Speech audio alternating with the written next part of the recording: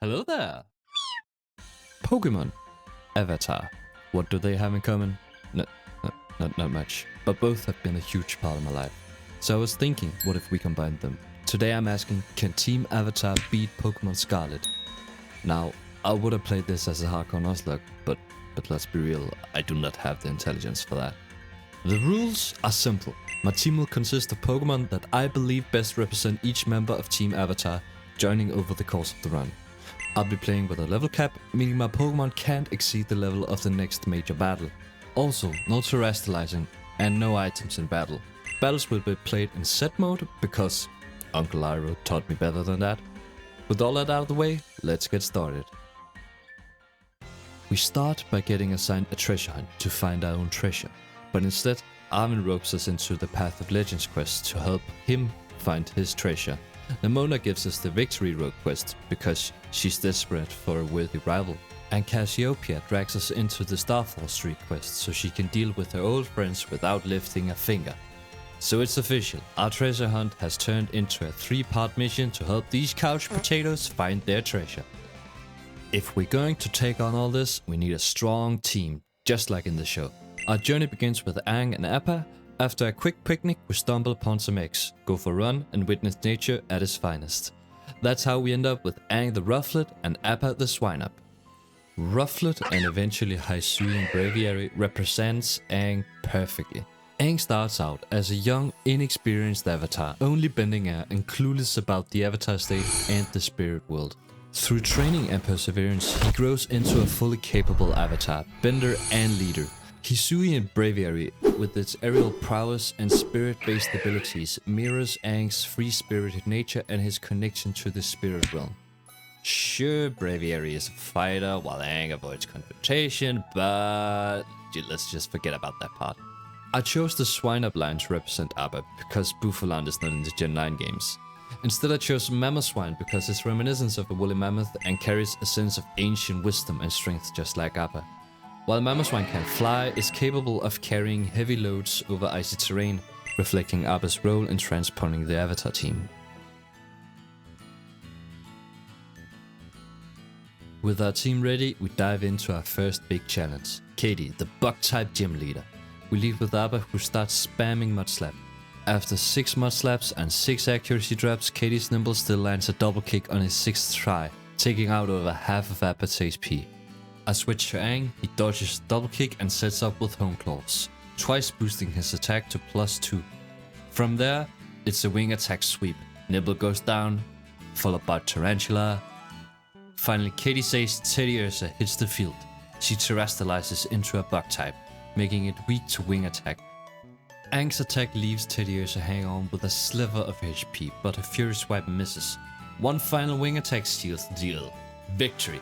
Katie makes this face, and that earns us the Bug Badge. Feeling invincible after a gym victory, we challenge the Stonecliff Titan Clive, without leveling up. Clive beats us worse than a piñata at a kid's birthday party. After a quick grind session, we are ready for round 2. Appa starts us off by slapping its face with some mud 3 times before Claw's Anchor Shell activates. Its defenses drop, its offenses raises, and it lands a Vice Grip taking out Appa. Aang comes in but gets crit by a Vice Grip. Thankfully, Aang retaliates with a critical wing attack and dodges the next hit, allowing Aang to land a Swift that forces Claw to retreat. Round 2 of round 2 begins after Claw eats some weird herbs and powers up. We start the Mud Slap spamming again. Claw hits a Rock Tomb, Shelter heals us with Life Dew, we hit some more Mud Slaps, Shelter spits some water and activate Claw's Anchor Shell ability. Then some more throwing of the mud and healing from the Shelter. We try and finish Claw off with the Ice Shot, but fail. Claw knocks out Appa with a Rock Tomb and Shelter finishes Claw off with a Water Gun. We find some Herba Mystica, take a celebratory photo, and make a sandwich for our trusty dinosaur bike. Oh, and Arvin hints at a secret friend. Suspicious. For our next challenge, we need a new team member. Who joins Team Avatar next? That's right.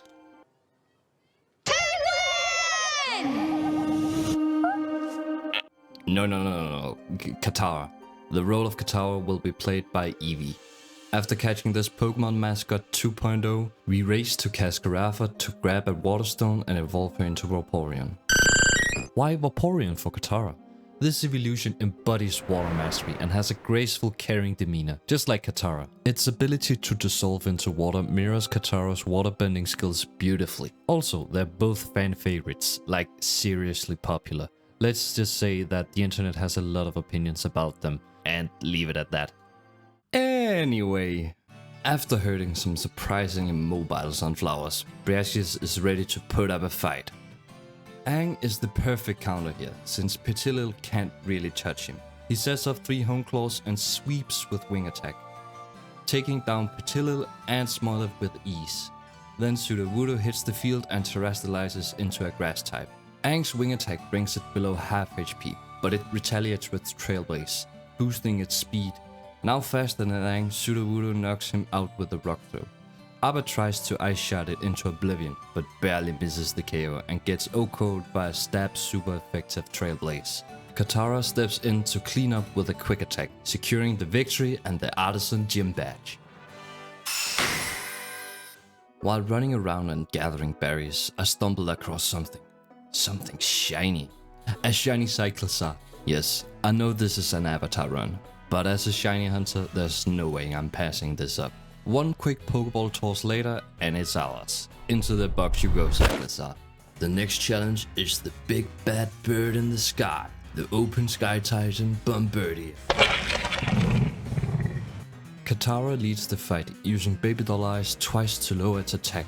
She follows up with some water gun spam, but even with attack drops, Bombardier still hits hard.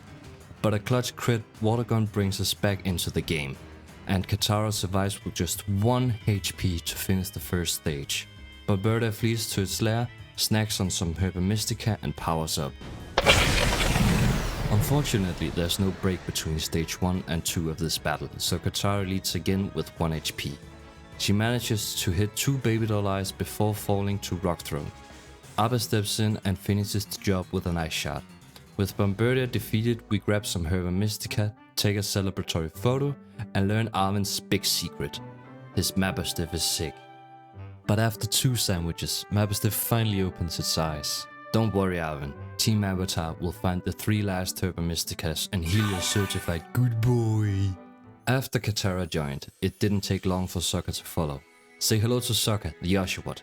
This Pokemon evolves into Samurai, a water type that wields swords, perfectly embodying Sokka's warrior spirit and strategic mind. Just like the Oshawott line, Sokka starts out as an inexperienced and somewhat clumsy beginner who's never been in battle.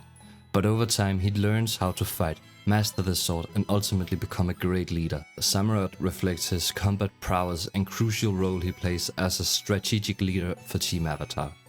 As we prepare to take on Giacomo and his Team Star Dark Base, this guy comes up to us. Hi there. And you are?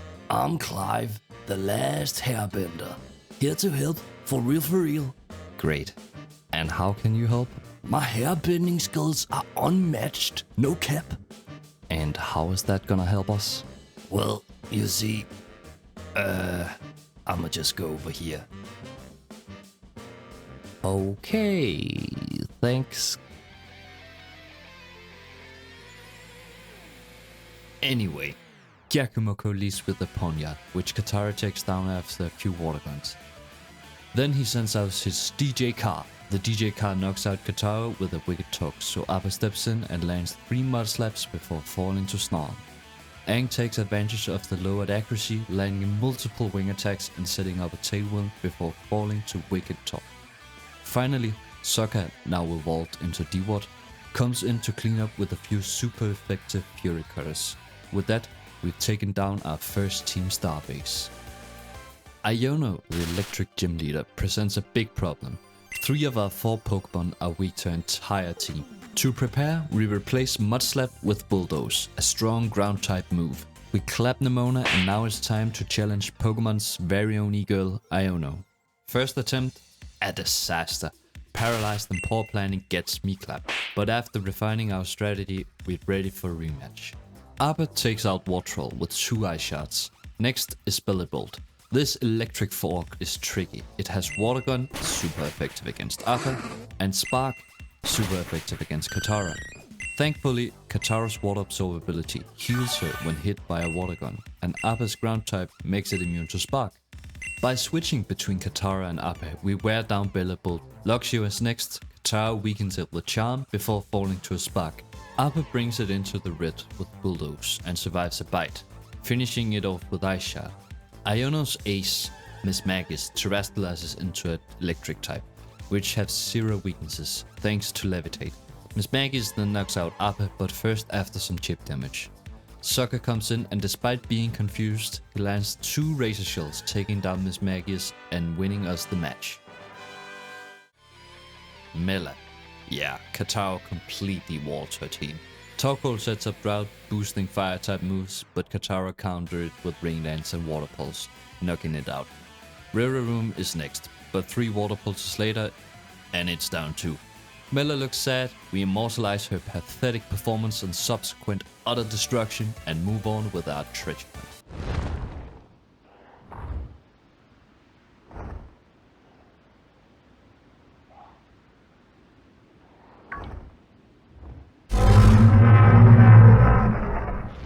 Orthworm, the lurking Steel Titan, is next. By this point, Katara is an unstoppable force. She opens with Charm to harshly lower its attack, and 3 Water Pulses later, the first stage is done. Orthworm retreats, eats her Mystica, and powers up.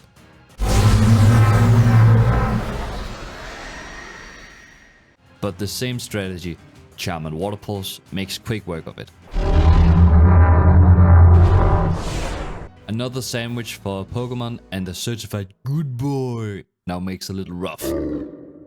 Yay! The next member to join Team Avatar is Momo, everyone's favorite flying lemur. I was thinking Emolka would be a perfect representative, but sadly Emolka is not in Gen 9. I was looking through Gen 9's Pokédex and found Grafai, a literal lemur Pokemon. Perfect. It may not be as playful or have the ability to fly like Emolka, but it's not afraid to take a fight to protect itself just like Momo. Grafai also exhibits a mischievous and energetic nature, much like Momo's playful and curious personality in the show. Momo is the perfect little guy to take on Kofu. Kofu leads with Walusa and we lead with Katara. Katara flirts with Walusa until its attack is at -6. Then we switch to Momo, who sets off 3 sword stands to reach +6 attack. Walusa hits Momo just enough to activate its health Oran Barrier. Perfect timing, triggering Momo's Unburden ability and doubling its speed. Now the sweep begins. Trailblaze takes out Velusa, then Voctrio, and finally Crabominable. Wait, Crabominable survived? It retaliates with a Terra-boosted Crabhammer, knocking out Momo. Katara swoops in for a quick attack cleanup. Holy moly, how did Crabominable survive that? Oh well, a win is a win. Next up is Atticus, the boss of Team Star's Poison Crew. Momo is the MVP once again, but not without some digging lessons first. Atticus leads Skuntank, and thanks to it only having Sucker Punch for neutral damage, it's easy to stall out of PPs by alternating setup moves. Momo reaches +6 attack with Sword Stance, speeds up with Trailblaze and proceeds to dig through the rest of Atticus' team. Skuntank, Muk, Reverum, and his Navy Starmobile all fall without much resistance. After that dominant victory, it's time to expand the team. Aang needs to learn Earthbending, which is his biggest challenge since it's the opposite of his natural airbending style. Luckily he finds the perfect teacher, Toph, a tough and confident Earthbender. To represent her, Golok is the ideal choice. Golok's ability to manipulate the ground mirrors Toph's earthbending, and its sheer strength and ability to stand firm reflects her indomitable spirit. While leveling and picking up items, I stumble upon a second shiny, this time a Girafarig. Sadly it doesn't fit the Avatar team, but I'm not passing up a shiny.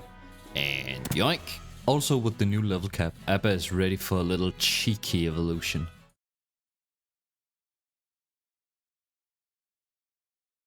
Are you the next challenger? Yes. Why? I don't know. In my opinion, Larry is the perfect normal type gym leader. He's the epitome of the everyman. A guy that just hates his job, but have to keep working because you know, bills and food and stuff. My original plan was to sweep with Tough by setting up to +6 defense, since Larry only got physical attackers and Tough is immune to normal type attacks.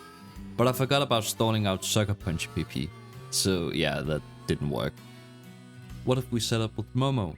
We get 1 knockout, but yeah. Aang? Nope. Appa? Some chip damage, but no dice.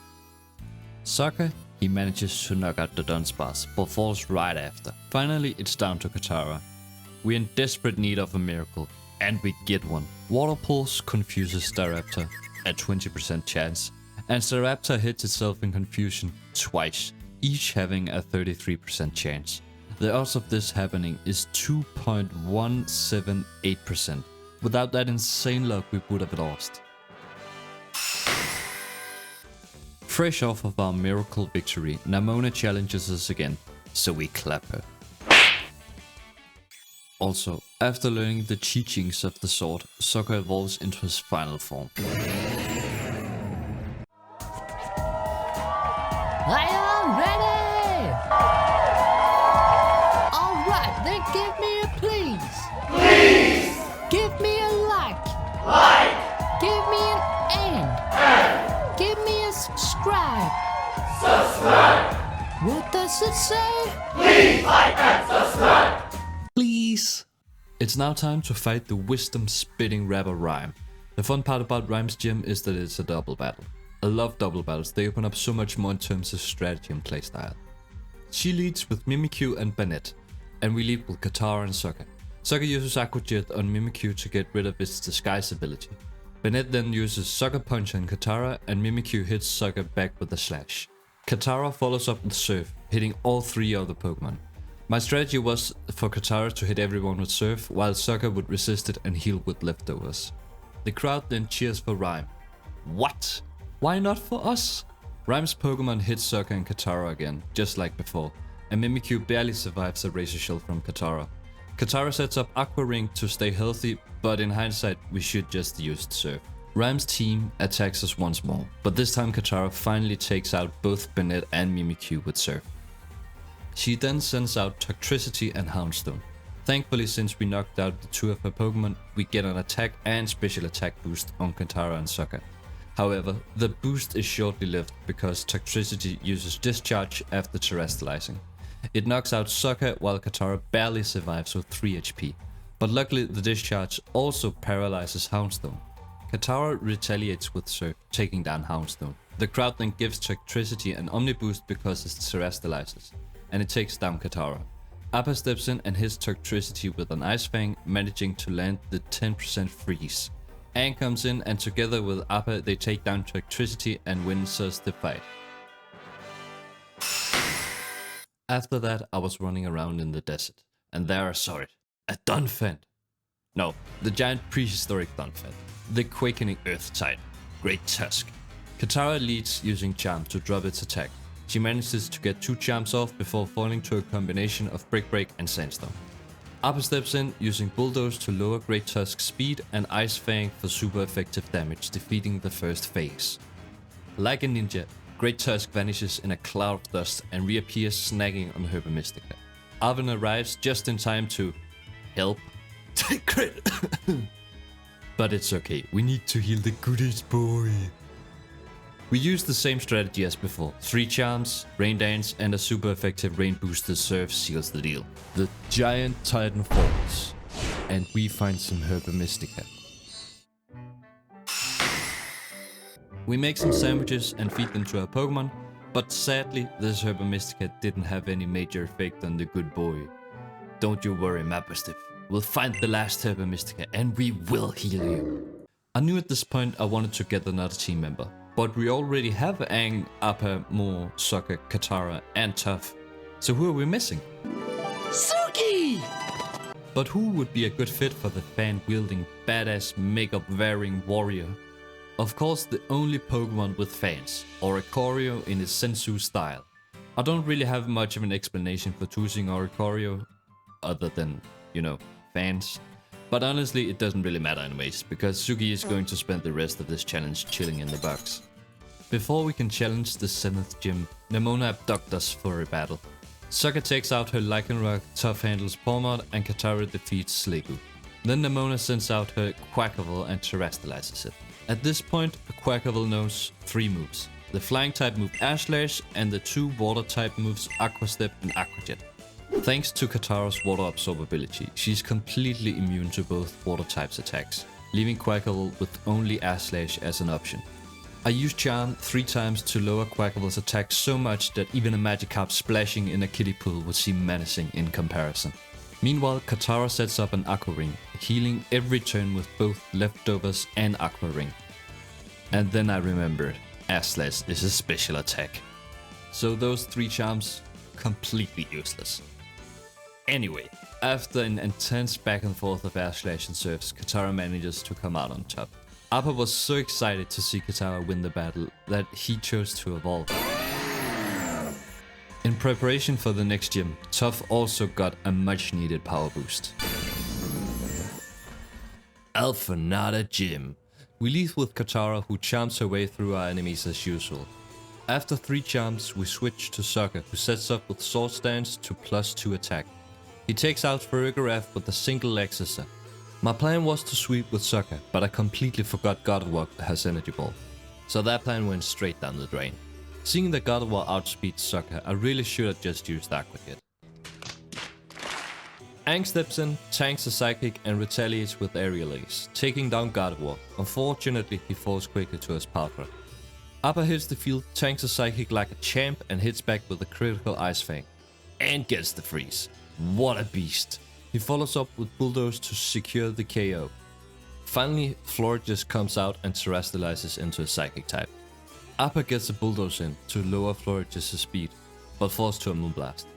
Toph steps in for the final showdown, landing a solid left hook to knock out Florges, and with that we defeated Paldea's Beauty Queen and claim another victory. Aang already mastered airbending, then learned waterbending from Katara and earthbending from Toph. The only element left to master is firebending, but finding a teacher wasn't easy. In fact, the teacher found Aang. Enter Zuko, the next and final member of Team Avatar. Hello, Zuko here.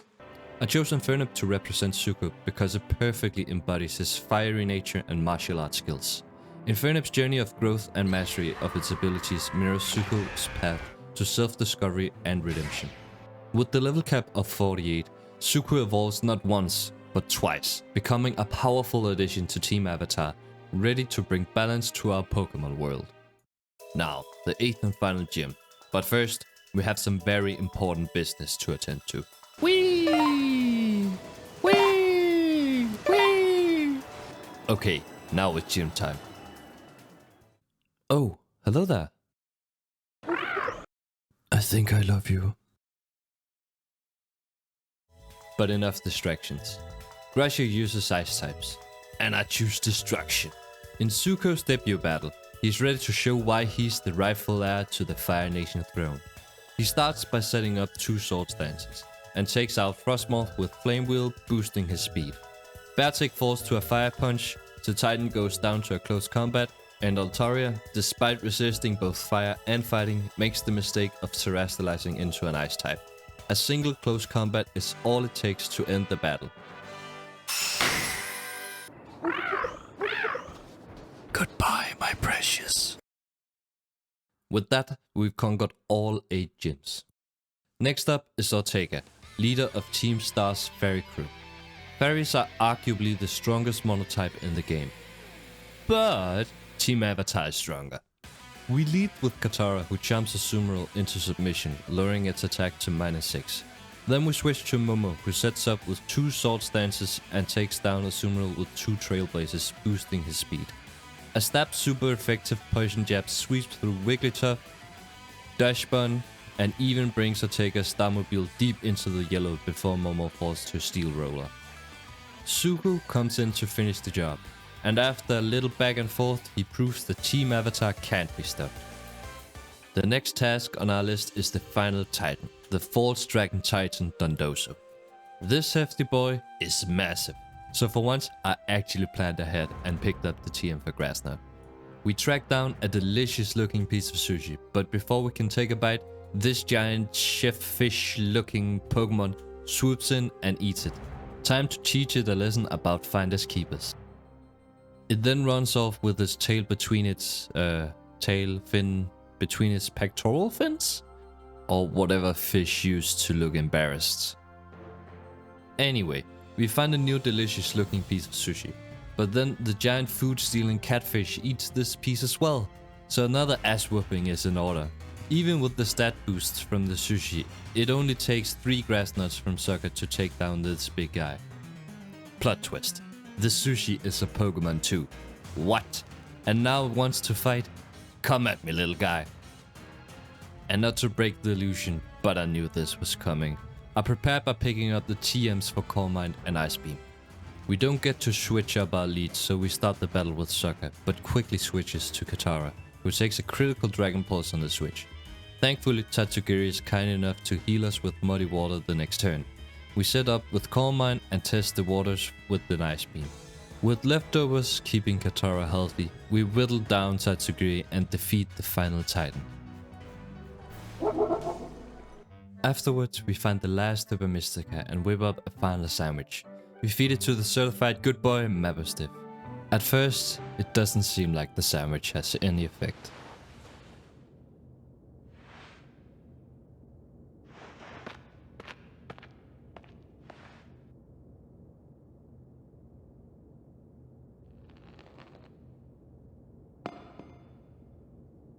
But then...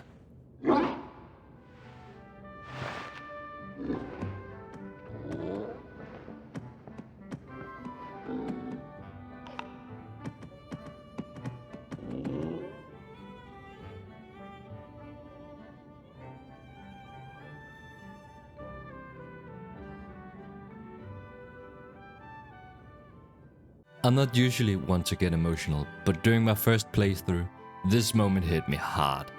I wasn't particularly invested in Victory Road or Starfall Street, but this storyline really got to me. Seeing Mabosstiff slowly regain his strength was chef's kiss storytelling. After saving the goodest boy in all of Pokemon, we've conquered all 8 gyms and defeated all the Titans. The only task left is to take down the final team star leader, Eri, the fighting type specialist. Eri is no joke, so we'll need our avatar at his full power. Time to fire up my time machine and send Aang to Sinnoh's distant past, the Hisuian region.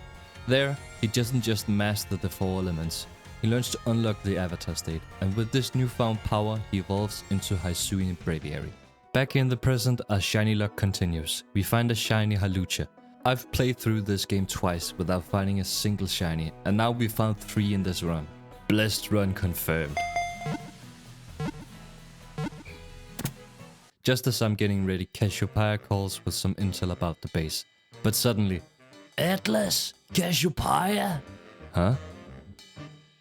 It's me, Clive, the last hairbender, here to save the day. No cap. But you just left last time you... helped. Whoa, my guy. That was a tactical retreat. Had to dip for some very important business. Right. And that business was? A fresh fade, my dude. Can't be out here fighting crime looking mid. Uh-huh. Anyway, what's up, my fellow troublemakers? Ready to absolutely clap some butt? Let's go get this bread. Alright, Clive. Let's do this. You're breaking up. I'm going through a tunnel. Clive, we're outside. For a strong trainer, Eri makes it surprisingly easy to set up on her. Her Toxicroak spams Sucker Punch, which fails as long as we don't attack. This gives Aang the perfect opportunity to set up 5 Calm Minds. Now let the carnage begin. Toxicroak falls to a Hisuian Braviary signature move, Esper Wing. With 80 base power, 100% accuracy, a guaranteed speed boost, and a heightened crit chance. What a move! Lucario comes in, outspeeding Aang even at 1+, and lands a super effective Dark Pulse, but another Esper Wing takes him down. Annihilate also outspeeds at +2. What? But Aang tanks a Rage Fist and retaliates with an Esper Wing to knock it out. Passimian comes in, and surely we outspeeds at +3 speed. Right? Nope. He lands a rock tomb, lowering our speed, but Aang finishes him off with another Esper Wing. Finally, the big bad Starmobile enters the fray. It outspeeds and takes Aang down with combat torque. At this point, I knew something wasn't right. I realized Aang has the Sheer Force ability, which removes secondary effects in exchange for 30% power boost. Meaning, we didn't get a single speed boost this entire battle. We send out Tough, but with this shift gear and stamina boost, the Starmobile becomes an unstoppable juggernaut, and we get swept. Time to regroup and try again. This time, I prepare properly. Aang sets up with 2 agilities to boost speed and 4 calm minds for special attack. With these stats, he's ready to wipe Ares' team. We also switch to Psychic as our main attacking move. It has 10 more base power than Esper Wing and still gets the Sheer Force boost. With this new setup, Toxicroak, O-Code. Lucario, O-Code. Annihilate, O-Code. Passimian, O-Code. Even the Starmobile, the toughest of them all, O-Code. A battle that seemed nearly impossible on the first attempt became laughably easy with the right strategy. And with that, we've completed all 8 gyms, defeated the 5 titans, and taken down the 5 team star bases. Next up, the Elite Four. First up is Rika, the ground type specialist. This battle was a breeze for Katara. After setting up with 4 calm minds and 3 acid armors, she was unstoppable. Wishcash, 1 serve. Dunfan, 2 serves. Dog Trio, 1 serve. Camera Up, 1 serve. Clodsire, 2 ice beams. And just like that, Rika is defeated. Next up is Poppy, the steel type specialist. And also a child? Is this child labor? Do you want to work here? No, mister. Ladies and gentlemen, we got him. For this battle, Zuko took the lead. After setting up with 2 sword stances, he swept through Poppy's team with a mix of fire punches, flame wheels and close combat to seal the deal. Another easy win. Larry is back, but this time as a flying type specialist. We leave with Appa, who sets up Stealth Rock to chip away at Larry's team. Appa then takes out Tropius with a priority Ice Shard. Larry sends in Staraptor, whose Intimidate lowers Appa's attack. We switch to Tough to dodge Staraptor's close combat and then bring Appa back in to tank a Brave Bird. From there another Ice Shard takes out Staraptor. Altaria comes in and falls to a quad effective Ice Shard. Next is Orcorio, which goes down to a critical Ice Shard. Larry's ace Flamigo terrestrializes. Appa's Ice Shard brings Flamigo into the yellow before close combat takes Appa down. Katara steps in, tanks a Brave Bird and finishes the battle with an Ice Beam. The final Elite Four member is Hazel, the Dragon type specialist. He leads with Noivern and we send out Appa. Noivern outspeeds, but a priority stab quad effective Ice Shard from Appa gets the Oko. Dragalki is next. Luckily, Appa outspeeds this time and takes it out with an Earthquake. Then comes Haxorus, but things get tricky. We go for an Ice Fang, but Haxorus flinches Appa with an Iron Head. Knowing Appa is going down, we use Ice Shard for some chip damage before Haxorus finishes him off. Zuko comes in and avenges Appa with a close combat, taking down Haxorus. Flabble follows and tanks a close combat, then takes out Zuko with a critical Dragon Rush. Aang enters the fray and takes down Flabble with an Ash Slash. Finally, it's time for Hazel's ace, Baxcalibur, who terrestrializes into a Dragon type. Aang falls to an Icicle Crash, leaving Katara to face Baxcalibur. Katara barely survives the Glade Rush with 1 HP and counters with Ice Beam, bringing Baxcalibur deep into the yellow. But Katara falls to the next Glade Rush. Tough is our last hope. Baxcalibur prepares to destroy her with an Icicle Crash, but Quick Claw activates. Top lands a Stomping Tantrum, securing the KO and winning the fight.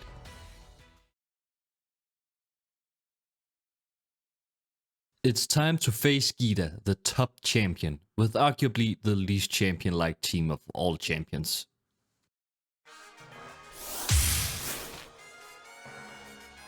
She leaves with Espathra and we send out Sokka. Espathra opens with Lumino Crash while Sokka sets up a Sword Stance. Espathra sets up Reflect, which allows her to survive an Excessor from Sokka.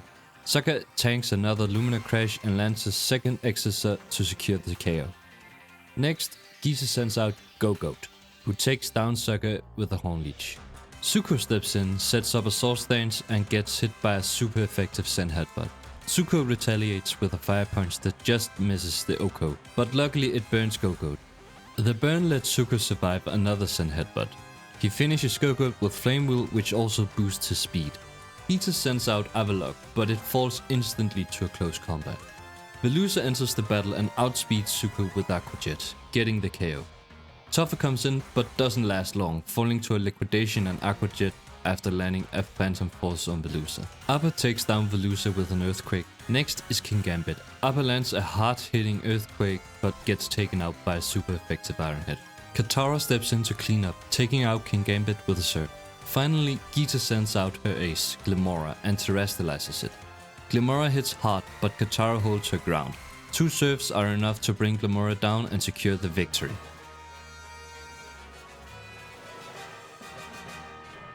With that, we can officially call ourselves champions, but our adventure isn't over yet.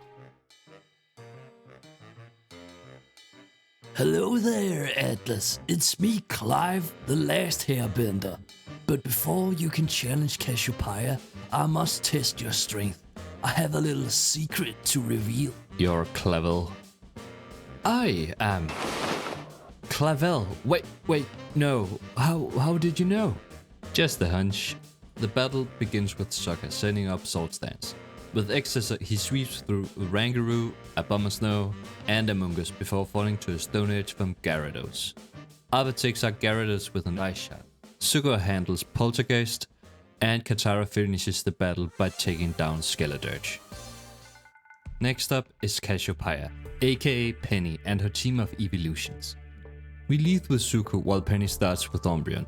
Zuko sets up 2 Soul Stances, but Umbreon's Baby Doll Eyes negates one of the boosts, leaving him at +2 attack. A close combat takes down Umbreon. Vaporeon comes in and falls to another close combat. Jolteon follows and takes out Zuko with a Thunder. Appa enters the battle and sweeps through Jolteon and Flareon with Earthquake, but falls to a critical Leaf Blade from Leafeon. Aang steps up, finishing off Leafeon with Air Slash and getting some chip damage on the terrestrialized Sylveon before falling to a Shadow Ball. Toph comes in and despite being at -1 attack, lands a stab super effective Heavy Slam to take out Sylveon. And with that, we've completed the Starfall Street storyline. Next is Arvin. I don't want to fight him, especially not the goodest boy Mabosstiff.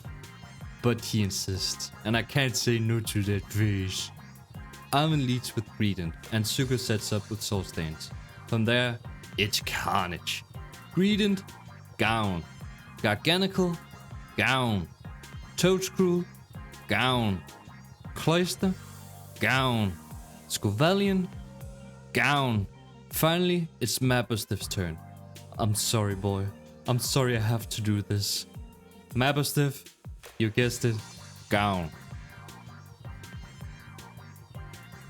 We were so close.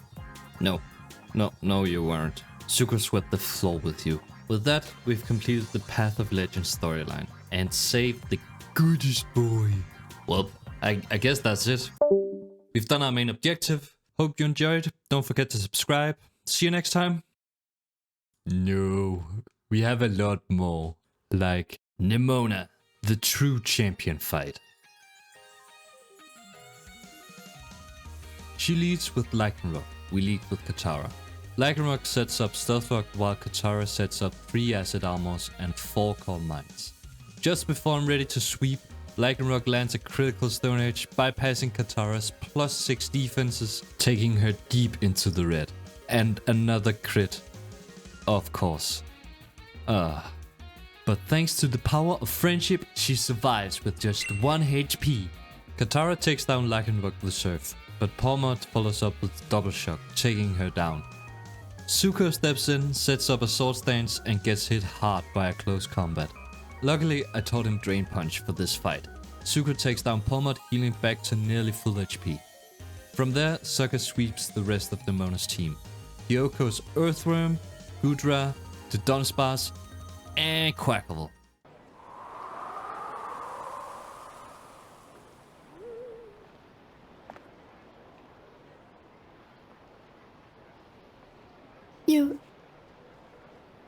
You did it! This is legit incredible. You're the strongest out there, Atlas. I mean, you knocked me flat, and I was giving you absolutely everything I had. Yes. Yes, I did. With Nemona defeated, we've completed the Victory Road storyline. What an epic journey. Before taking on the Paradox Lord, we need some serious training. Luckily, Sokka had prepared a rigorous training regimen, defeating the Melon Lord. Alright! Team Avatar is back! Air, water, earth, fire, fan and sword! We met with Nemona, Arvin and Penny to descend into the great crater of Paldea to take on the Paradox Lord.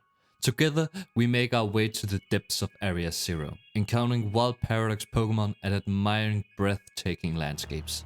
At the very bottom, we enter her lab. There we encounter her, the Paradox Lord Zeta.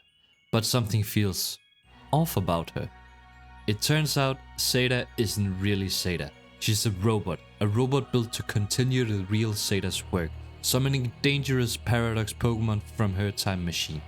But these creatures could destroy the world. She must be stopped. Robot Zeta leaves with Slitherwing, and we send out Aang. Slitherwing's leech life hits hard, but Aang sets up with agility and Calm Mind. A boosted Air Slash then OHKOs Slitherwing. Next is Fluttermane, who takes down Aang with a Shadow Ball. Toph steps in and tanks a super effective Shadow Ball, retaliating with a Heavy Slam to OHKO Fluttermane. Screamtail comes out and hits Toph with a Plate Rock. Toph survives because she's tough. She lands a Heavy Slam, taking Screamtail down to half HP, but the next turn an Ice Punch brings down Toph. Katara comes in, tanks a Plate Rough and sets up a Calm Mind while recovering a bit with leftovers. Another Plate Rough isn't enough to stop her, and she takes down Screamtail with Surf. Sandy Sucks comes in next and uses Discharge. Katara tanks it surprisingly well and gets an OHKO with Surf. Second to last is Brute Bonnet, who tries to make a move with a pitiful Sucker Punch. Katara shrugs it off and responds with an Ice Beam, getting another OHKO. Finally is Roaring Moon, the fiercest of them all. Thanks to Photosynthesis,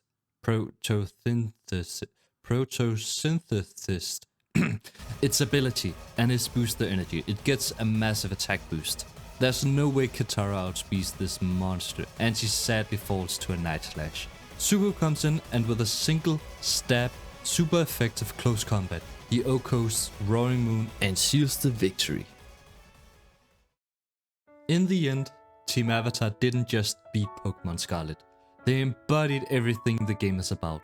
Balance, strategy, teamwork. Aang learned to master all 4 elements, and just like him, we built a team that could handle every challenge Paldea threw at us. The journey wasn't about winning, it was about becoming the best version of ourselves. And that's what being a Pokemon champion is all about. Thank you so much for watching, I hope you enjoyed the run. If you have any ideas for future themes, challenges or anything else you'd like to see, let me know in the comments. Until next time, may your Pokemon be strong, your strategies be wise and your tea be as good as Uncle Iroh's.